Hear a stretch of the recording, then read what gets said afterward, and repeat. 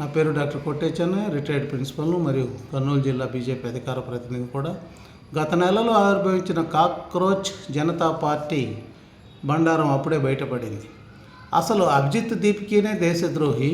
ఆయన అమెరికాలో చదువుతున్నాడో లేదో కానీ చాలా రోజుల నుంచి దేశ వ్యతిరేక మాటలు కానీ చర్యలు కానీ చేస్తూ ఉన్నాడు. అలాగే దేశద్రోహ చర్యలు పాల్పడే వారితో సహవాసం చేసి విదేశీ నిధుల సహాయంతో వారు చేస్తున్న వ్యాఖ్యలు వారి ద్రోహ చింతనను బయటపెడుతున్నాయి. కేవలం నీటి విద్యార్థుల కోసమే పోరాడితే ఇప్పుడు మరి పంజాబ్లోను అలాగే జార్ఖండ్లోను సర్వీస్ కమిషన్ పేపర్లు లీక్ అయ్యాయని చెప్పేసి విద్యార్థులు 15 రోజులుగా గొడవలు చేస్తున్నారు. నిరుద్యోగులకు ఎందుకు సహకరించట్లేదు? ఈ అభిజిత్ దీప్కి కానీ అటు రాహుల్ గాంధీ కానీ ఇటు కేజ్రీవాల్ కానీ ఎవరూ చేయట్లేదు. వీళ్ళేమో అలసిపోయారంట. ఈ అభిజిత్ కాక్రోచ్ పార్టీ వాళ్ళేమో వాళ్ళ ప్రభుత్వాలు ఉన్నాయి కాబట్టి వాటి జోలికి పోవట్లేదు. ఇప్పుడు ఇక్కడ ఢిల్లీలో కేవలము బీజేపీ ఉంది కాబట్టి దాన్ని డిఫేమ్ చేయడానికి వీళ్ళని ఉపయోగించుకున్నారు. ఉద్యమం ఆగిపోయినా కూడా లోక్సభలో ప్రతిపక్ష నాయకుడైనటువంటి కాంగ్రెస్ అంటే మల్లికార్జున ఖార్గే అండ్ రాహుల్ గాంధీ ఇద్దరూ కూడా ఏదేదో వాగుతున్నారు, పిచ్చి పిచ్చి వాగుళ్ళన్నీ కూడా. ఇక ఈ అభిజిత్ దీప్కి గారు ఎలాంటి వ్యాఖ్యలు చేశారో వినండి. ఈ మాటలు విని వీరు దేశభక్తులు దేశద్రోహులు మీరే తేల్చాలి. ఓ స్టూడెంటు ఇంత జల్సాగా విదేశాల్లో ఉండి ఆయన గడుపుతున్నాడు అంటే దీని వెనక ఎవరు ఉన్నారు? ఈయన పెద్ద షావుకారి కాదు, వాళ్ళ నాగపూర్లో వాళ్ళది మామూలు మిడిల్ క్లాస్ ఫ్యామిలీ. అసలు ఈయన ఆమ్ ఆద్మీ పార్టీ మనిషి, మానుషి సిసోడియాకు ప్రథమ శిష్యుడు. అట్లాగే కేజ్రీవాల్ గారు చెప్పినట్లు ఆయన ఆడిచ్చినట్టు ఆడుతూ ఉంటాడు. ఈ మధ్య ఢిల్లీలో ఆమ్ ఆద్మీ పార్టీ అధికారం పోయి కేజ్రీవాల్ నిరుద్యోగి అయ్యాడు కాబట్టి ఏదో ఒక ఉద్యమం వాళ్ళకి కావాలా జనాల్లో ఉండటానికి, అందుకోసం అని చెప్పేసి ఈ ఉద్యమాన్ని వీళ్ళ ద్వారా స్థాపింపజేశాడు.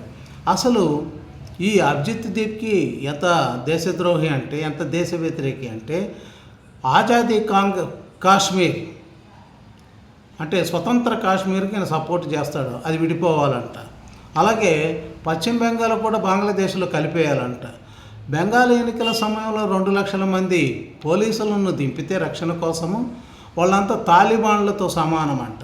అలాగే మమతా బెనర్జీని ఆమె చర్యలను బాగా అభినందిస్తుంటాడు, పొగుడుతూ ఉంటాడు. ఆమె వీరనారి అంట, మంచి ఫైటర్ అంట అని చెప్పేసి పొగుడుతూ ఉంటాడు. అలాగే దురంధర్ సినిమాను బీజేపీ ప్రాపగండా కోసం ఉపయోగించడానికి తీసినారు అని చెప్తూ ఉంటాడు. అలాగే ఇంకా ద్రోహమైన మాట ఏంటంటే 26/11 బొంబాయి దాడులు పాకిస్తాన్ జయించలేదంట. మరి ఈయన జయించాడో కాంగ్రెస్ జయించిందో తెలియాలి. ఈయన జయించలేదంట. అసలు పాకిస్తాన్లో టెర్రరిస్టులే లేరంట. ఈ మాట వినండి. దేశం పట్ల ఎలాంటి అవగాహన ఉందో, దేశంలో ఏం జరుగుతుందో ఎలాంటి అవగాహన ఉందో దీన్ని బట్టి తెలుస్తుంది. ఎవరో అందించిన ఎంగిలి మాటలతో దేశాన్ని విమర్శిస్తూ ఉంటారు, బీజేపీని ఫాలో కావద్దని చెప్తూ ఉంటారు.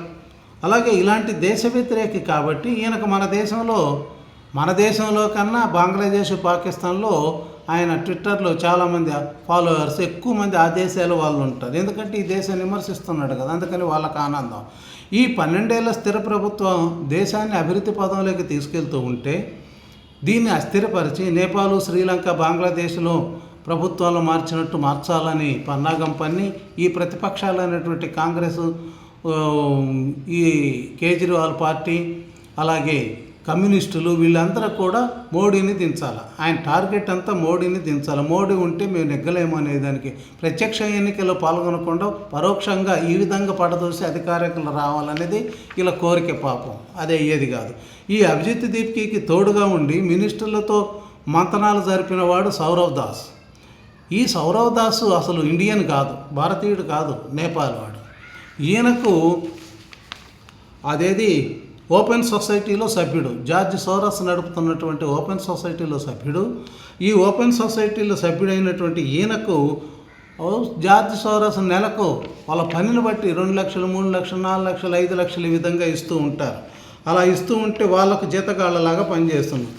అలాగే ఈ విధంగా జార్జ్ సోరస్ నుంచి దేశ వ్యతిరేక శక్తులు చాలామంది డబ్బులు తీసుకుంటూ ఉంటారు. ఇప్పుడు ఈ ఉద్యమంలో పాల్గొన్న వాళ్ళలో చాలామంది ఉన్నారు.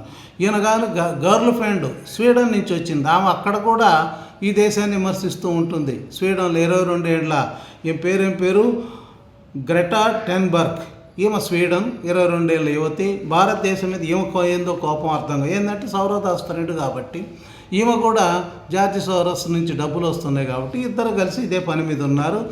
అందుకోసం ఈయనకు సపోర్టుగా నిన్న ఈ జంతర్ మంతర్లో జరిగిన ఉద్యమానికి వీళ్ళకి మద్దతు ఇవ్వడానికి స్వీడన్ నుంచి అదే పనిగా వచ్చింది. వీళ్ళకి ఇలాంటి వాళ్ళు పెట్టుబడులు పెడుతూ ఉంటారు. ఇండియాలోని నీటి విద్యార్థులకు ఈ నేపాల్లోనికి స్వీడన్ ఆమెకి ఏం సంబంధం?